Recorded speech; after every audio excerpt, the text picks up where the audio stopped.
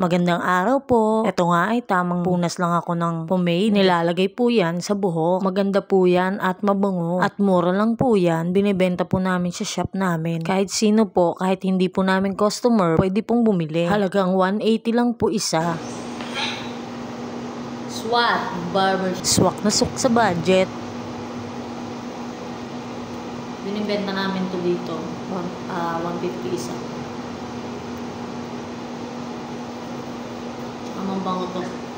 Siyempre, 180 ang benta ko dyan. Para naman may komisyon ako kahit papaano, diba? Hinatid nga ng kapatid ko yung sticker ng pomade para ididikit ko na lang. At habang walang customer, ididikit ko na yung mga sticker para maganda siya tignan. Nabitin pa nga ako sa pagdidikit ng sticker dyan dahil nga kinulang. Kaya sabi ko sa boss ko dyan, boss, kulang yung mga sticker. Sinabi ko na lang sa CCTV dahil nga napapanood nga yung mga galawan namin dyan. At sabi nga sa akin ni sir, darating pa lang yung in-order niyang sticker. Kaya pagdating na lang ng ibang order ni sir, dun ko na lang ilalagay yung mga sticker na hindi ko pa nalagyan. Nag-i-enjoy nga ako sa pagkakalagay ng sticker. Parang naglalaro lang ako. Bumalik ako sa pagkabata.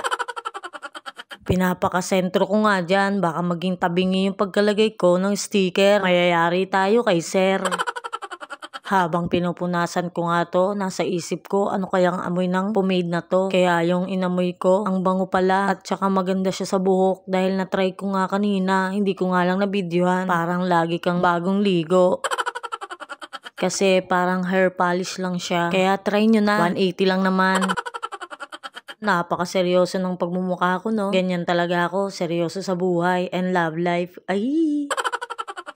Grabe nga yung pag-i-spot ko ng sticker para talaga pantay at hindi pangit tignan. Kaya hindi rin naman ako nakatiis. Binuksan ko din talaga siya dyan at inamoy ko. Ayan yung kulay niya, kulay black. Black na.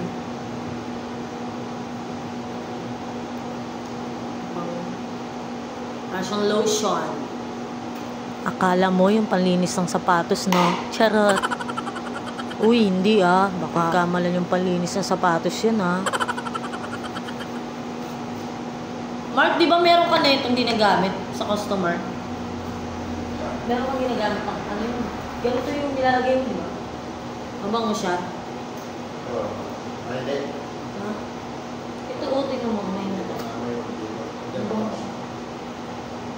Ha? Parang lotion.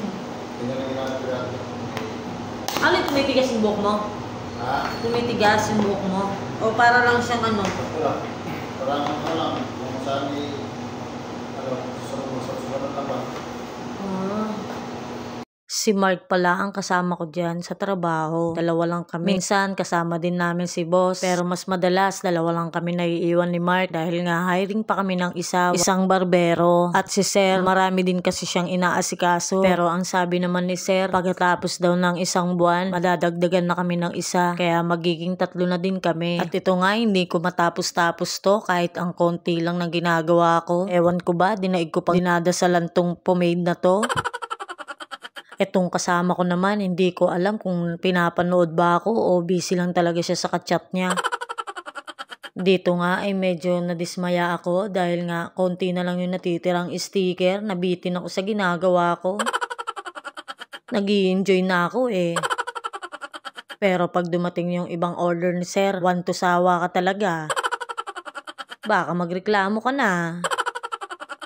Kaya dito ay malapit na ako matapos sa ginagawa ko. Kaya nagsabi na ako dyan sa CCTV kay sir. Dahil nga konti lang yung sticker, hindi ko nalagyan lahat. Nagtataka siguro si Mark sa akin dyan kung sinong kausap ko. Nga pala, hindi sa akin yan ha. Nakikitinda lang ako kaya 180 yung benta ko dyan.